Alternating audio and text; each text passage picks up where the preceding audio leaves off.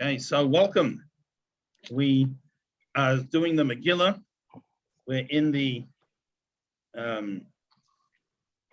we're going to start chapter 5. So rather than go word for word in the text, since it's our last session, so we'll try and squeeze everything in. So we left off in our last exciting installment that Esther and Mordechai have been communicating through servants, and Mordechai tells Esther that she has to go to the king to plead on behalf of the Jewish people. Now she says anyone who goes to the king without being called gets the death penalty, right? Unless the king sticks out his scepter, which doesn't happen all that often. And she hasn't been called in 30 days. So most likely he's going to call her soon, sometime or another. And, we've got 11 months till the day with the decree where the Jews are going to be attacked, God forbid. So, there shouldn't be a rush. So Mordechai says, you have to go. You're not going to be saved. Hashem's going to save us. And you just have to go. And she agrees. She asks that everyone should fast for 3 days, that all the Jewish people should fast and pray for her success. And her and her maidservants are going to fast as well. And then she says, and she'll go, and kasher avadati avadati. She says, if I perish, I perish. Which on a simple meaning, if she dies, she dies, right? Now, we've got a double expression here, and she says, just as, to a certain extent, I've already, avadati just doesn't mean perished or die, means I'm lost. She's been lost in the respect that she's married this non-Jewish king, she's lost. So if her body gets lost as well. But as we mentioned in the introduction, Esther was actually Mordechai's wife. And till now, she had never gone to Achashverosh voluntarily. Only when she was called, and he forced himself upon her, and she never actively participated. So she was a rape victim. So therefore, she did not become forbidden. An adulteress becomes forbidden to her husband. But she was not an adulteress because she was forced, God forbid. But now she would be going to Achashverosh willingly. So this is what she says, if I'm lost, I'm lost. I'm going to lose that. Yes, Robert. I read somewhere that it was stated that she was Mordechai's niece, that he was her uncle. That's what it says in the Megillah. Or a cousin, and either one, a niece, one side you can marry, and the other side you can't. And a cousin you can marry. Yeah, she was a cousin. Okay, thank you. It's Mordechai's uncle. Yeah, and although we are concerned about different, today we're concerned about, if people too closely related marry each other, there's greater potential for genetic, problems. But in concept, in the past, it was encouraged to marry family in the Jewish community. Family already has a natural tendency. I mean, obviously, there's family the Torah forbids. You can't marry a sister, you can't marry a mother, but anything outside of those relations, you're thinking about yourself, all of a sudden you discover a long lost cousin. You're already excited to meet the person. You like him already. You never even met. They essentially have to mess it up for you to dislike them. So there's a natural tendency for family to be together. So it was encouraged. Many families for many years, first cousins married each other, for better or for worse. But all right, that's what she said. She's going to be lost. So chapter 5. So she fasted the first third day, she dresses up all fancy in the royal clothes, and off she goes. Now we're told that as she was going in, right, it says with Tamoid, she stood in the inner courtyard. She stopped and she davened for success. Now, when the king was sitting on the throne, he noticed her come in, and he was angry. Chutzpah. She's coming uninvited. Who does she think she is? And she was very concerned. And Hashem again miraculously made the king become infatuated with her, and he then rose. He put out the scepter, and he ran over and he embraced her. And so that was how she survived. Okay. Then the king says, "What would you like?" Up to half the kingdom. Now, half the kingdom means, you can have half the kingdom, but not the whole kingdom. In other words, not anything that is going to destabilize the kingdom. What did that refer to? That referred to rebuilding the Beis Hamikdash. So even though he didn't know she was Jewish, the one thing that he could never agree to, because in his mind it was going to destabilize his kingdom, was to give permission for the Beis Hamikdash to be rebuilt, and therefore he said you can have anything except the Beis Hamikdash. Okay, so she says, "I'd like to invite you," meaning the king and Haman, for a feast that I prepared. Okay, so she had something to say, but the implication was that it wasn't the right time or place. And during this party, everyone's going to be more relaxed. The king says to tell the servants, "Hurry up, Haman, let's go." Now, why was Haman invited? Now, there's several reasons, and they're all factors.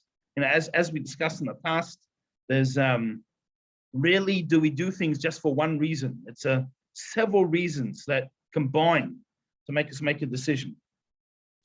So one reason was that she wanted to surprise Haman. It was part of setting up the trap, right? So if Haman would be forewarned, right? If she would tell the king, and Haman would hear of it before the king approached Haman. Haman was a very sneaky, cunning, politician. The concern was that he would weasel his way out of it. So she wanted him there to trap him. That's one factor. Another factor is that she knew the king was very fickle. This was his nature. He gets angry and he just acts on impulse. So the best way to get him killed was to have him there on the spot, and the king's just going to do it. While if there's going to be a time lapse, the king may not, he may not go through with it. The next was to get the king jealous of Haman. Right? What's Haman doing at the queen's private parties? So it was to arouse a jealousy. The next one was that when people would see that even the queen is pandering to Haman, the Jews would see that, they don't know what her plan is, and they see that the queen's inviting Haman to the party, it's going to become some of the tabloids, so people are going to think, the queen's abandoning us, so they're going to daven. And not necessarily did all the Jews know that Esther was Esther, but they're going to see that even the queen is friends with Haman. So they're going to do more tshuva, and they're going to pray more, and that's going to help. And the other thing was just to arouse a suspicion that perhaps Haman and Esther are conspiring. Right, so that's what happened. Okay, so they come to the party, the first banquet. And again, what's your request? Anything up to half the kingdom. In other words, anything except rebuilding the base of Mikdash. And she says, if I've just got one favor, if you don't mind, please, can you and Haman come to another party tomorrow? This is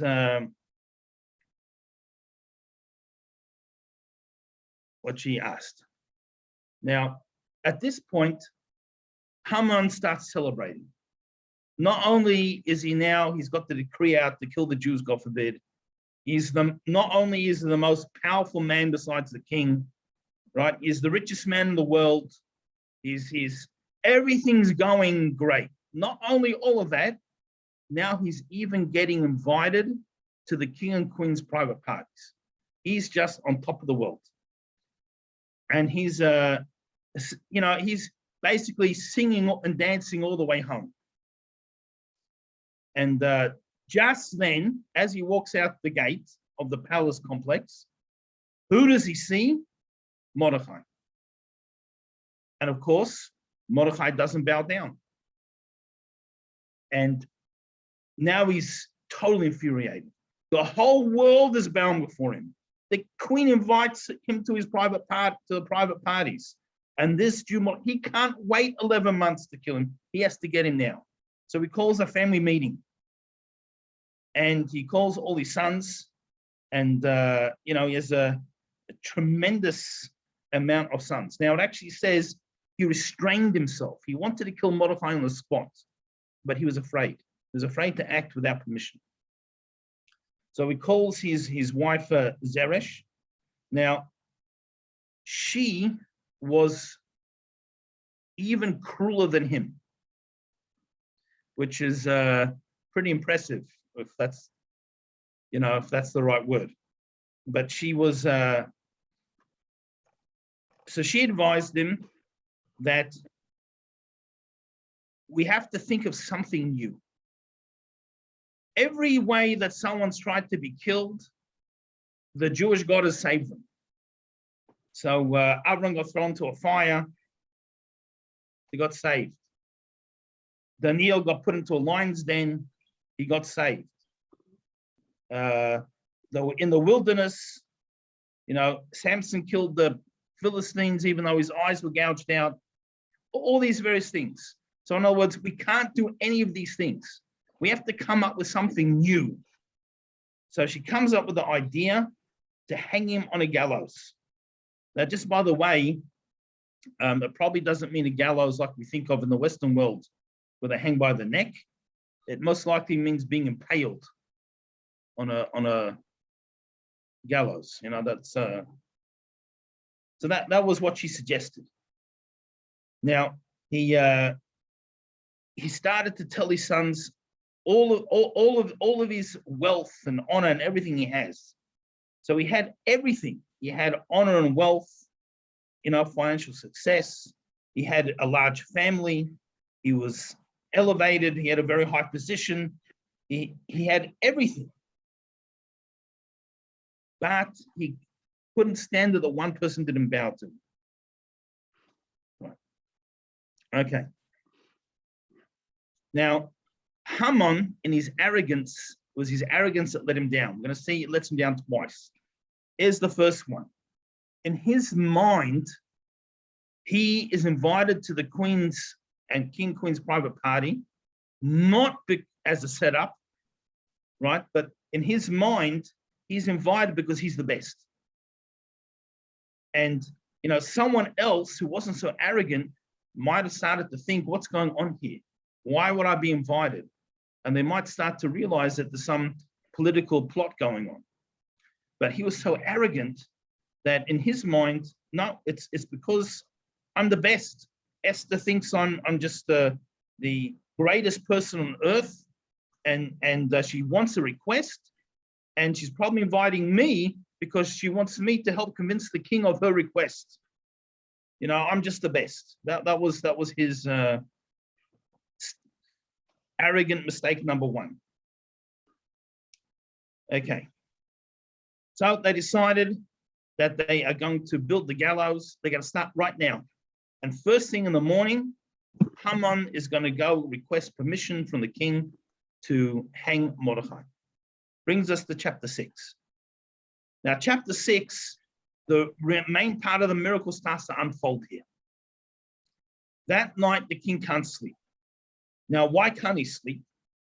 So he had dreams that the Haman is trying to assassinate him. Right? In his dream, Haman's grabbing a sword and is trying to kill him with the sword. And he wakes up, in terror from his nightmares. So he asks one of the servants, who actually was one of Haman's sons, to read from the book of Chronicles. Right? Counting sheep didn't help for him when he couldn't sleep. So he figured, let's read the encyclopedia. That'll put me to sleep. That was his idea. So he opens up at random. And what does it open up to? Mordechai saving the king's life. Now, the king didn't want to, so Haman's son didn't want to read that to the king. So he grabs another bunch of pages and he opens it up. And what do you know? It's the story of Mordechai saves the king's life. So he flicks another bunch of pages, and yet again, it's the story of Mordechai saves the king's life. People joke it must have been an art scroll, like the Gemaras with several pages of the one page at the Talmud, but whatever it is. So finally, the king loses patience, and he says, "Just read what's there."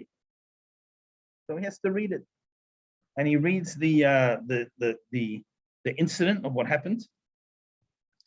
And they say how Mordechai saved the king's life. Now, another factor of why the king wanted it wasn't just to help put him to sleep, that he wanted it read. He was thinking, if someone's trying to kill me, surely someone would save me.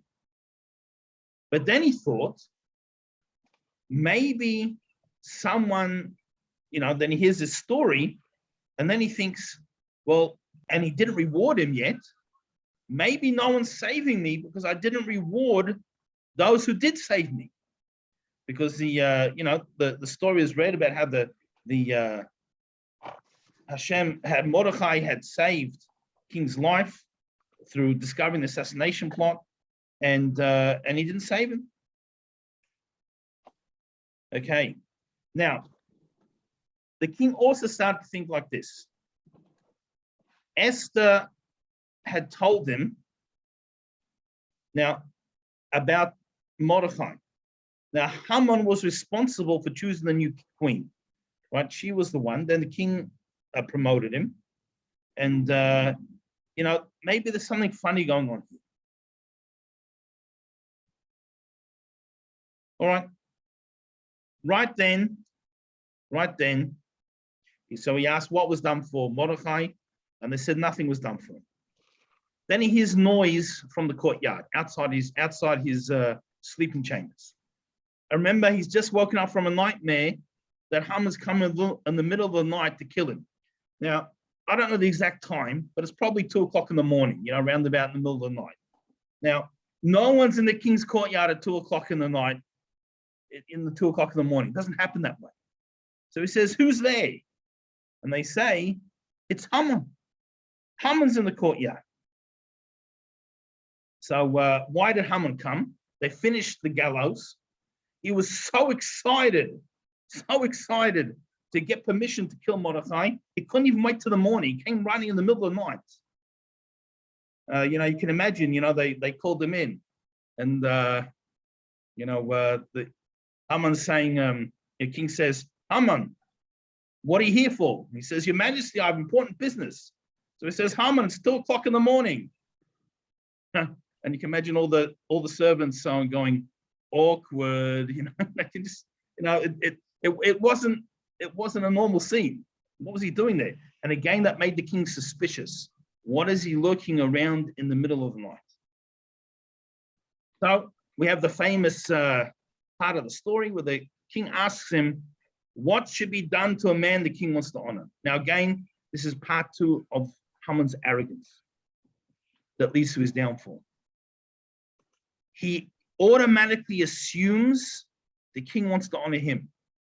Right? There's like no one else in the kingdom. There's no other servant. There's no one. It has to be him. And he puts forward his most greatest wish.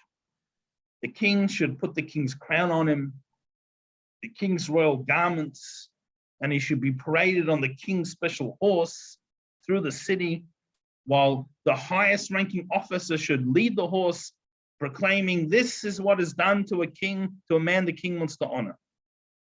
They can just imagine, all of a sudden the king realizes Haman thinks he's talking about himself. And what does Haman want to do? He's spilt it. He spilled his own beans. He wants to wear the king's crown. He wants to wear the king's robe. He wants to go on the king's horse. Now, if the king wasn't suspicious of him already, and if he may have passed off his dream as just a nightmare with no meaning, now he's really suspicious of him. Right? This is he wants to wear my crown. He said it himself. So the king is very unimpressed. Now, although we're summarizing because it's the last sort of session, but this verse is worth mentioning. In chapter 6, we look at verse 10. So he says that the king says, he says to Haman, he says, Haman, so the king says to Haman, hurry up. Kach is the bush, take the clothes, the sus and the horse, shed the bata, just like you said. And then he says, V'asakain, do this, la Mordechai, to Mordechai, ha-Yehudi, the Jew, ha-Yoshe b'shar melech, that sits at the king's gate, and don't leave out one suggestion. So this is a shortened version of the whole conversation. What happened here? The king says, great idea, Haman, go do that to Mordechai. All of a sudden, the penny drops. Haman realizes it's not him the king wants to honor, it's someone else. So he tries to worm his way out of it. He says, Mordechai who? Like, he doesn't know who Mordechai is. So he says, ha-Yehudi, the Jew. So he says, there's lots of Jews called Mordechai. It's a very popular Jewish name. So he says, the one who sits at the king's gate. So then Haman says, well, you know, he's a simple man. He's not going to appreciate going on the king's horse. Instead, let's give him let's give him an estate or some money. So the king says, good idea, Haman. This is why it says, don't leave out a single detail that you suggested. As well as taking him on the horse, give him some of your estates and give him some of your money. Right? So he's got no choice. The king decrees. So he goes off, and he says he dressed Mordechai. And again, this is hinting. What does it mean that he dressed? Right?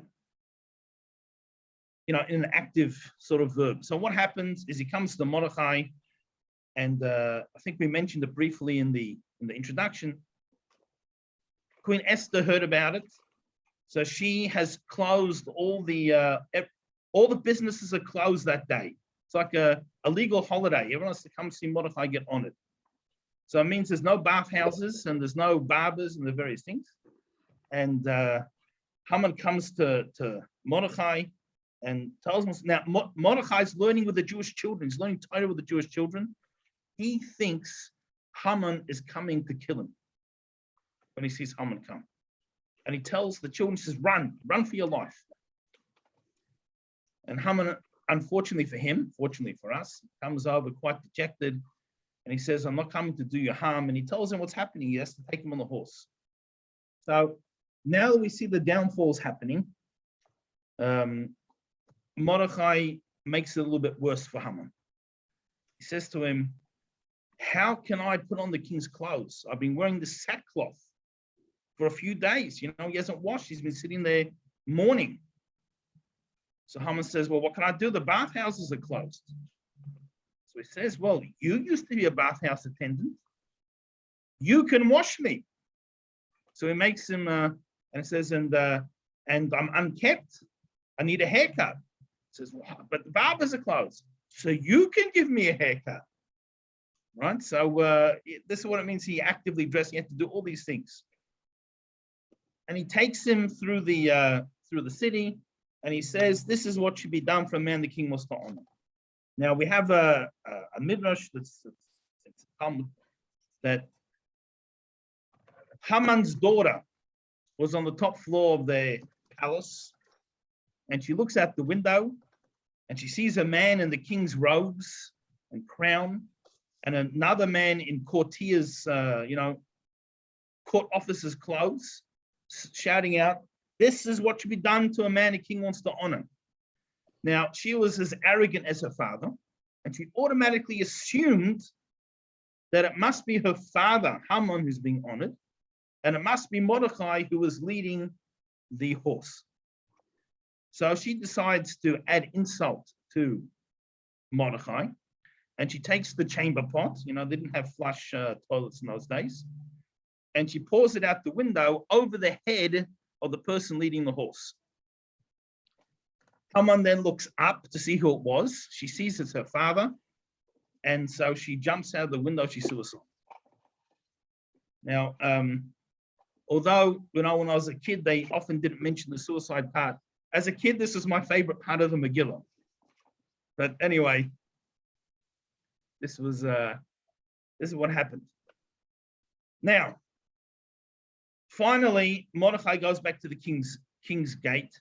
Haman goes home. He's covered in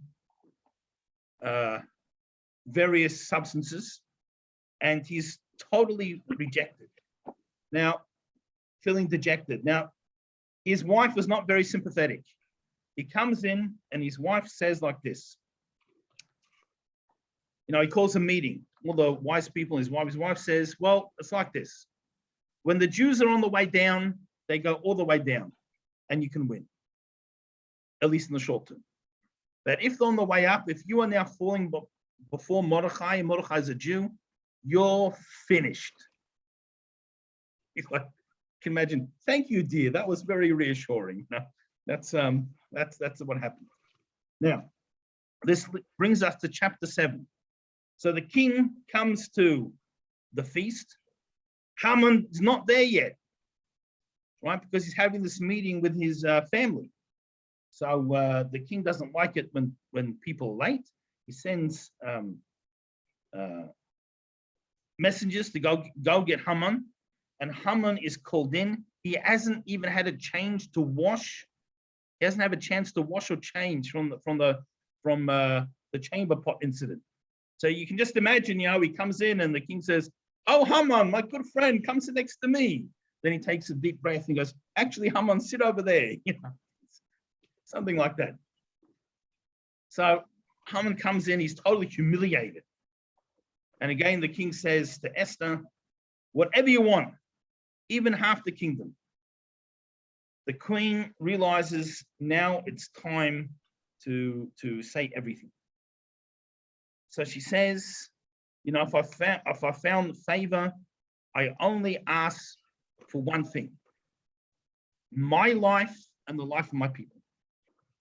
She said, if we were sold as slaves, I wouldn't have complained, because I wouldn't disturb the king's prosperity just for myself and my people. But it's our death. How can I keep quiet? Now, the king becomes furious. Again, we've seen he's a man with a wild temper. He's very fickle. And who is this? Who dares threaten the life of my queen? So she straight away turns around and points. It's this man, the enemy, the wicked Haman. Right? So she doesn't just say he's a perpetrator, she accuses him of being inherently evil. In other words, instead of being concerned with the affairs of the state, he's just doing things for his own petty hatred. So that was the accusation. All of a sudden, in the king's mind, he remembers who killed the last queen? Haman. He gave the advice. Now he's going to kill this queen. Who's he going to kill next? Because he's already suspicious. He knows Haman wants to wear his crown, and decides he needs to think it over. So he goes out into the garden.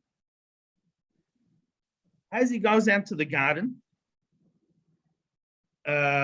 he sees this massive, he has this beautiful garden, and there's trees that they're missing, right? Because they were cut down for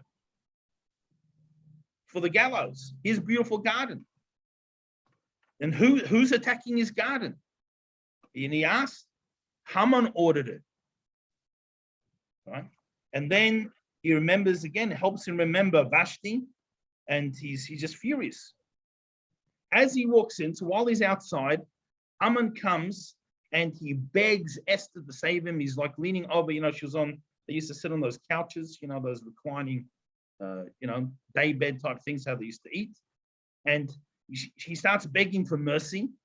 And at the moment the king walks back into the room, Haman slips, possibly even a malach pushed him, an angel, for better translation, and he falls on Esther.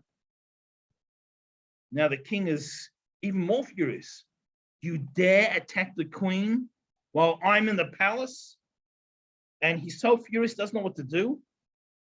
Just then, Charvona was a minister in the king, and he was someone. He was one of the ones who went to pick up Haman at his house. And therefore, he saw this 50 amma high gallows. Talking about it's like 10 stories high, approximately. And he says, he points out, oh, you know what else Haman did? And he points out the window, because you can see this gallows that hangs, it's above the skyline of all the buildings. He made a gallows to hang your loyal servant Mordechai. And the king sees this. Oh, so now he's killing someone who saved me. And then comes the king's thought, if it was only the king to kill Mordechai, why would it need one so big?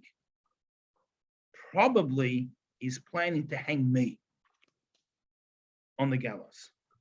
So he gives a decree, hang him on his own gallows. So Haman was hung, his head most likely impaled, and Haman's yard site, we'll say. Not that we observed that one. That's what happened. And then the king calmed down. Okay. Now, the word where the king calmed down, it's the last word in chapter 7. It's written with an extra letter. And this implies that there were two angers over here. There's the simple meaning of the verse that the king's anger, Achashverosh, calmed down. He flew into rage quickly, but he was very fickle. He got to hang his enemy, and now he's ready for a toast to celebrate. Let's have a party, right? But the second anger was the king, the king of all kings, Hashem, and not that Hashem has emotions like a human does. God forbid, we but on some type of spiritual level, whatever that means, that the Jewish people who had assimilated, who'd gone to the king's party, thereby at least condoning, if not actively participating in this party, which was against Hashem at the beginning of the Megillah. Everyone had done tshuva at this stage. very important thing to remember over here. We're going to say later in the Haggadah, in the Megillah, and say later in the Megillah that at the very end, we're going to say the Jews accepted that which they already accepted. So what had happened over here is you have to understand, Haman accomplished something greater than every prophet in the Tanakh, in the Bible, had accomplished. Every prophet from the beginning had tried to get every Jew on board. Even Moshe, there were people who challenged him. He had a Korach who rebelled. The greatest prophets in Jewish history tried to get the Jewish people to improve themselves, to change, and ultimately everyone failed.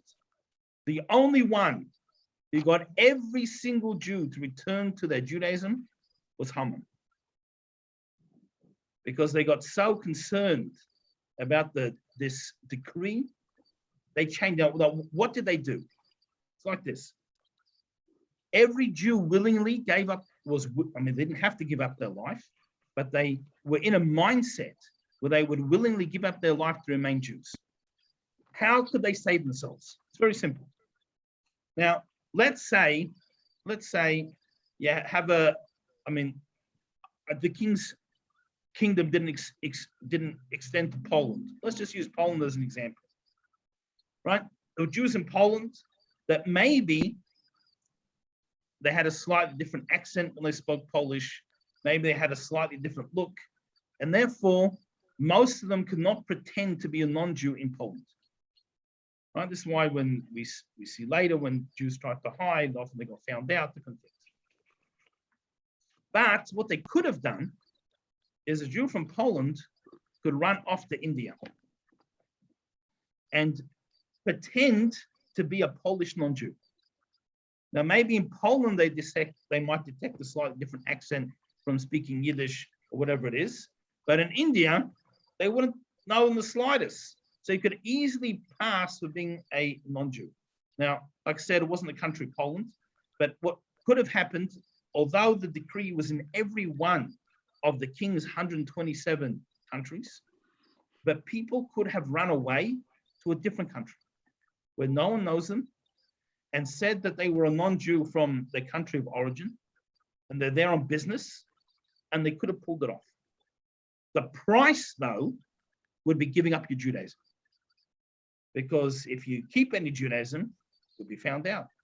You can't even tell your kids, because if they let anything slip, finished. So every Jew could have chosen physical safety with a price, spiritual death. Not one Jew did. Everyone said, I'm going to remain a Jew. And I'll just illustrate this as I get into off the topic. In the famous large Jewish cemetery of Krakow, there was a tombstone that said, Yosela Haganav Hatzadik. Yosela, the thief, the tzaddik, the holy person. So it's an unusual title to put. Normally someone's a ganav, they're not a tzaddik. Normally someone's a tzaddik is not a ganav, not a thief. So what happened? So this fellow was a professional thief. That was his job. If job is the right word, but he was a thief, and he got this idea. In the main cathedral, there was this massive statue of the Christian God hanging on the plus sign, and for its eyes it had jewels, and he thought if he steals these jewels, he can retire. So he sneaks in, he gets the jewels, he's on his way out, and unfortunately gets caught. So they, of course, they would normally execute him, but the bishop had a good idea. Let's convert him. So he tells him, if you accept the so-called truth faith, you can go free. And this thief says, no, I'm born a Jew, I'm going to die a Jew. So they say, well, we're going to convince you. And they start torturing him. And day after day, they're torturing him. And he says, no, he doesn't give in. Eventually, he passes away from the torture. And, his body is given back to the Jewish community. And anyway, that's why they put that tombstone. Till the end, he remained a true Jew. Yeah, Isaac, had a question? Yeah, hold on with my phone. Hold on. Yes.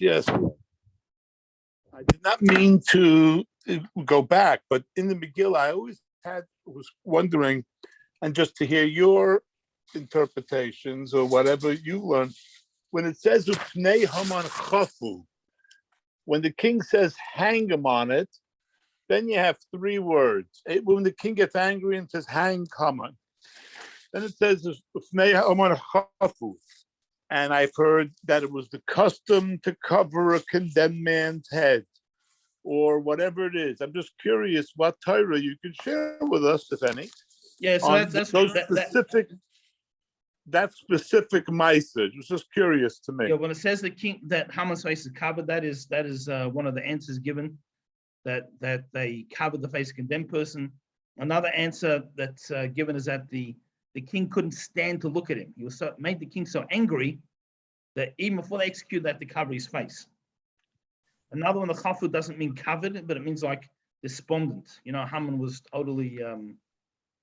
He got depressed. Yeah. Okay. Shkaya. No, pleasure. Rabbi. So, Rabbi. Yes. Again, to go back on mihu ze ve'eze hu. You know, yeah. That's reminiscent of something that we normally sing during Simchat Torah. Yes. Yeah, anything to be said on that? Is there anything to be said on that? So the king is furious, and he says, you know, who is this person? Now,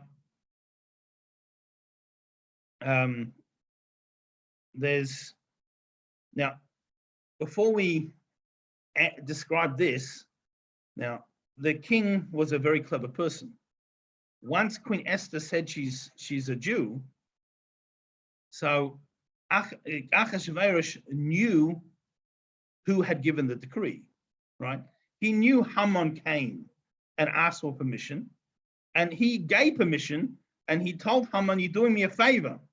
So he knew exactly who was responsible, and he knew that he was partly responsible, right? So one view is at this stage that she didn't yet say she's Jewish. She just said, "My people." Someone's trying to kill me and my people, and he's in a rage. Who was this person? You know, me who is this person? Ezo and who? A double expression. And where is he that dared to do so? And so then it starts Haman, and then he realizes that her nation is the Jewish people. Possibly also he did know, but he never gave permission to actually annihilate them. He gave permission, do that's good for you, good for the country. He didn't expect them to kill every single Jew. He thought maybe, I don't know, make them slaves, beat them up, punish them somehow. So so he was shocked. Another explanation is that he just like sort of muttered those words, even though he knew what was going on, but he got so caught by surprise. All of a sudden, his wife's Jewish. He's the one his favorite. Someone's going to kill him. Was like, well, it's the same as like, what's going on here? That's what it said when he said, who is this, and you know who would do it, and where is he? So it was just like the equivalent of what's going on. So that's the meaning of it. In respect to why do we say the Simchas Torah when we have there's a munah, because it's in the reverse. Here, the statement means who is the one who did it, and where is he? It's about a bad thing. In Simchas Torah, many people, I think it's the fourth Hakafa, They sing Adar Muna, and it's like saying all the glory, like it's all these praises to Hashem. You know, most of them don't translate well, but it's talking about every single sort of positive quality. Who is it? Who does this? Who has this quality to the extreme? And we say the Chai Olamim, the one who gives life to all the worlds. In other words, Hashem. And then we sing as a chorus, Mi hu ze ve'ze hu. Who is this and where is he? And then we bring another verse that our ancestors said at the splitting of the sea. Ze kalev unveiled. You know, this is our God, and he elevates us, and etc. So it's just a borrowed term, which means to let's define it. Who does this attribute apply to? And similar story we're using for the positive. Okay, thank you. No problems. Okay, so Haman is now hung, and we said the king's anger calmed down. Now let's just very quickly, we know Hashem doesn't get angry. Hashem is infinite, so it can't be affected by things that happen. So in general, what does it mean when we give these physical characterizations of Hashem? So let's just discuss a few of them just to give us a bit of an idea. Obviously, it's something that we'd have to have a whole hour share on its own, but just a basic idea. So we say that Hashem spoke. Hashem said, let there be light, or let, some of the other things in creation. Now, Hashem doesn't have a mouth, right? God is infinite, which there's no physical limitations. So what do we mean though? What does it mean when we speak? When we speak, I have a thought in my mind that no one knows what I'm thinking. And when I speak, I reveal this concealed thought. Until now, what was concealed in my mind and no one was aware of it, became revealed, and now everyone's aware. Sometimes it would have been better if I didn't say it. That's how it works sometimes. But that's the definition of speaking. You take the concealed idea and you reveal it. So when we say that Hashem says something, there was something was concealed. There was no world. There wasn't light. And Hashem made a revelation, and now there was light. So we use Hashem spoke. We just use an expression that conveys that idea. When we say that Hashem took the Jews, redeemed them with an outstretched hand. What's a hand? For a person, a hand, I have something in my hand, and I put it into your hand, or I pull you with my hand. In other words, it's the idea of using my energy to accomplish something, either giving or taking. So when we say that Hashem did something similar to this on a spiritual level, we use the expression hand, just for lack of better, there's not a term because we don't perceive spirituality, so we can't give it a term. If we did, it would be a meaningless term. So we use these terms to try and to give some type of understanding. Now Hashem does not become angry like a regular person does, but what's an anger? When someone wrongs someone else, or in perception or reality, but let's presume in reality, and the person feels it's the wrong thing, and therefore they feel this emotion. Now, Hashem doesn't have emotions like a person. Hashem's infinite. It doesn't get affected by little things happen in this world.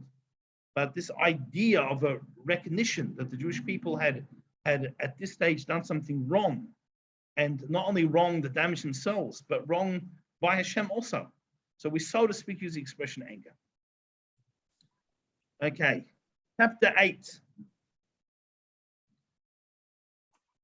So that day when Esther told the king had taken his ring off Haman and he gave it to Mordechai, and he put Mordechai in charge of Haman's estate. Right, so now remember, Haman was the richest man on earth, so it's not a bad estate. But Esther again asked the king, and she says, we've got to undo his decree. The problem is the rules are that once something is sealed with the royal signet ring, it can't be undone. So the king cannot undo this decree. So what can they do? So the king says to him, look, I don't know what else I can do. I've given Haman's estate to you. I've hung him. All I can do is say, now you write, you make whatever decree you want, and you put your the seal on it. So they summoned all the scribes. And now we're in the month of Sivan. It's 1 month later. And they make all these decrees that the Jews should defend themselves. And the government, the governors of each place should help the Jews. So what's happened here is as follows. Number one is that, as we said earlier, that not everyone took the decree of Haman so seriously. Because the last decree that came out was that wives should do whatever their husband tells them. And people thought, what kind of ridiculous decree is that? And people laughed at it. So when the next decree came, we go, okay, here's another one. What crazy thing are they decreeing now? So they didn't take it all that seriously. That's number one. But number two, as we said, there's different types of anti-Semite.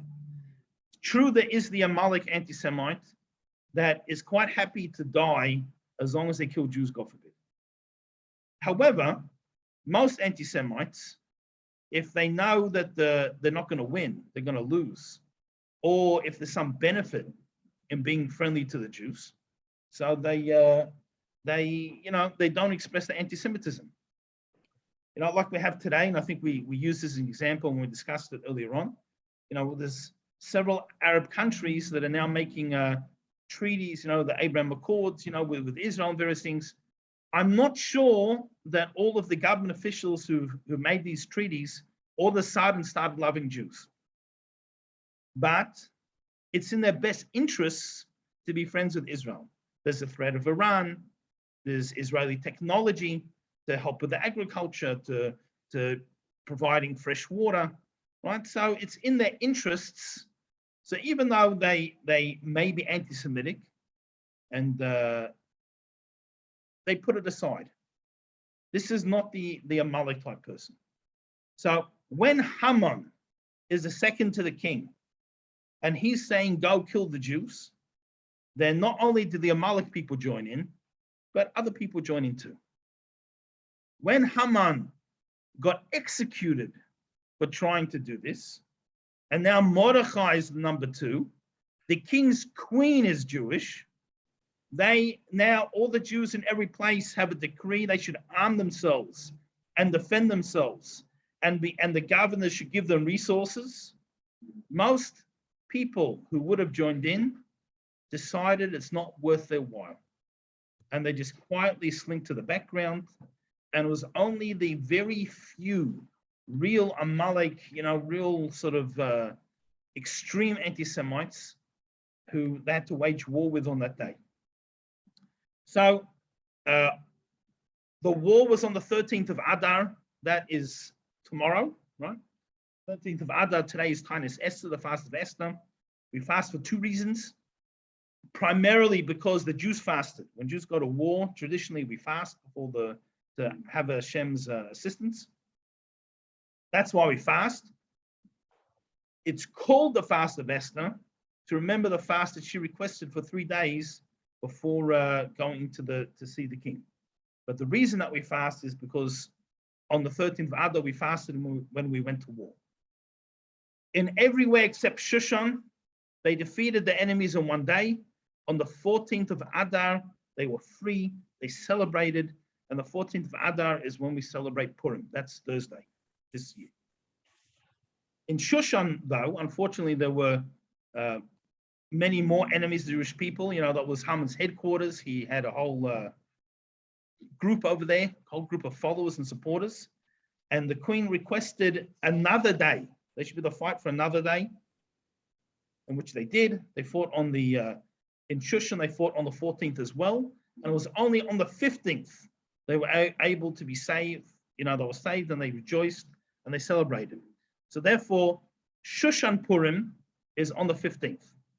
So Shushan was a walled city. So walled cities celebrate Purim the next day.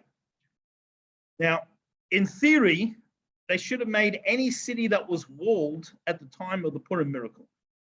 But that, unfortunately, would leave out Jerusalem. Because Jerusalem, the walls have been torn down and would be disrespectful. So instead, they made a decree that any city that was walled at the time that Yeshua, that Joshua took the Jewish people into Israel, they will celebrate Purim the next day. Plus Shushan, which didn't have a wall at that time, but the miracle happened there. So any walled cities, that's why in Yerushalayim and Jerusalem, they celebrate Purim on the 15th. I think Tiberia, an area in Tiberia also was walled.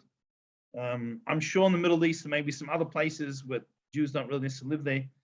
And probably, 3,300 years ago, I don't think there were any walled cities in America or Australia or somewhere. So we don't have any days. We don't have any places that celebrate Shushan Purim.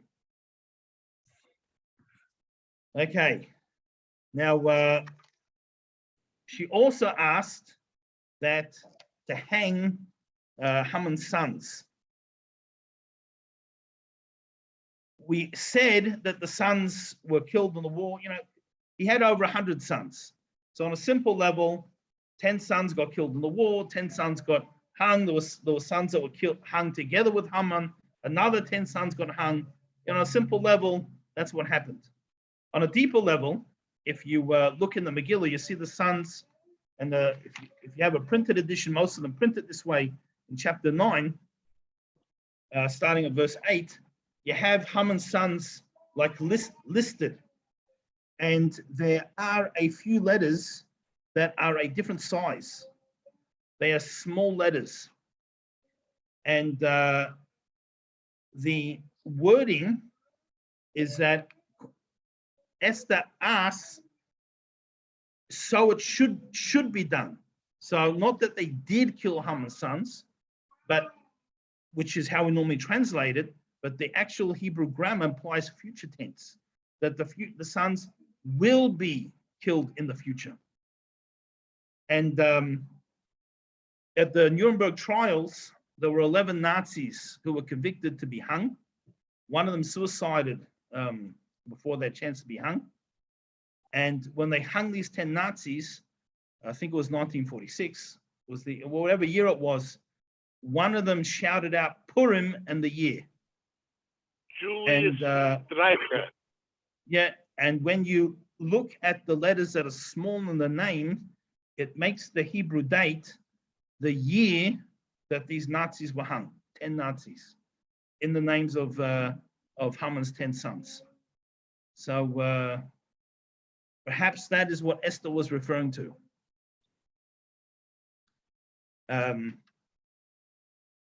So, only 1 minute left. We'll quickly finish up. Rebbe, so we have various mitzvahs. 10 minutes late. I my own personal experience. If you're interesting, nobody minds. Well, it's true, except for me, it's 8 o'clock in the morning, and I have to go teach. I work, teach in a school. So a few extra minutes is no problem, but after that, can have these kids waiting. If I can share one with word, I wanted to share just one word about Achashverosh. So Esther says he's trying to kill me and my people. He didn't wait for anything from Haman or anything else. Why not? Why was he so quick to kill Haman on the spot? So one word I had heard was that he had been worried for many, many years because his seers, his predictors there, had told him that there would be a king, a Jewish king would succeed him. And he was always worried, and one of the reasons they say he hated the Jews is they're going to, revolution, they're going to take over, they're going to kill me. But the minute Haman said, the minute Esther said, he's trying to kill me and my people, and I'm a Jew, all of a sudden, everything clicked. He realized Esther was a Jew. He realized he was married to a Jew. He realized that, a king succeeding him that was Jewish would not be through revolution or anything. He had to just get closer to Esther. So that gave him an extra impetus to say, now everything makes sense. Kill him. Yeah. That's all.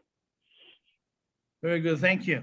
So Haman wanted to say that we are separated, we're scattered amongst the people. That was one of the things that he gave as a crime the Jewish people, Hashem wouldn't help us, was the lack of Jewish unity. Now I know that surprises some people because we know that Jews are always unified and never disagree with each other. There's only one political party in Israel, and there's never politics in any shul. They tell a story. There was a certain shul that at one part of davening, some people had the custom to stand, and one part of the davening, people had the custom to sit down. And they used to fight about it. They argued.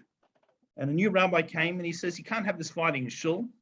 He's going to find someone who was a member of the shul when they first founded the shul, and they're going to see what was the custom when they originally started the shul. So he finds in a nursing home a very old man who had been a child when they started the shul, and he takes a representative of each side of the argument to see him. And one says, and the rabbi says, please, you have to decide this issue for us. So one fellow says, you stood at this time of davening, right? And the old man says, no, I don't think that's what we did. So the other one says, aha, so you sat at this time of davening. He says, no, I don't think that's what we did. So the rabbi says, but you have to decide. They're fighting and arguing about it. He says, yeah, that's what I think they did. And so we, unfortunately, Jewish nature is as it is. The Yetzer Hara works very hard that there shouldn't be Jewish unity, because Jewish unity would solve everything. So this was the accusation. So therefore, Achashverosh didn't have to be worried about Hashem punishing him, because the Jews asked for it by fighting with each other. That was Haman's claim. So on Purim, most of the mitzvahs revolve around the opposite of that. So first of all, we listen to the Megillah at night and day, and that's to publicize the miracle and remember the miracle. But the other mitzvahs, we give food gifts to each other. So on Purim Day, we should give to at least one person a gift of 2 foods. And this giving presents to each other, this promotes harmony. We give gifts to the poor. So to at least 2 poor people. And there should be various funds on the internet, I'm sure you can find. And this is, again, Jewish unity. And then we have the Purim feast. We come together, we celebrate, and again, an idea of Jewish unity. So we'll finish up. I guess we're not going to learn this Thursday because it's Purim. Everyone's going to be very busy. So won't see each other for over a week. But we wish everyone, so therefore, a wonderful Shabbos, the most incredible spiritual uplifting and fulfilling Purim. And we should truly have Jewish unity and just change the world. I wish, so have a wonderful day. Thank you, Rabbi. Thank you. Thank you very much, Rabbi. You're very welcome to run the class, and you Thank enjoy you. Purim. Zayt, everybody. Bye-bye. Thank you, Rabbi. You're welcome.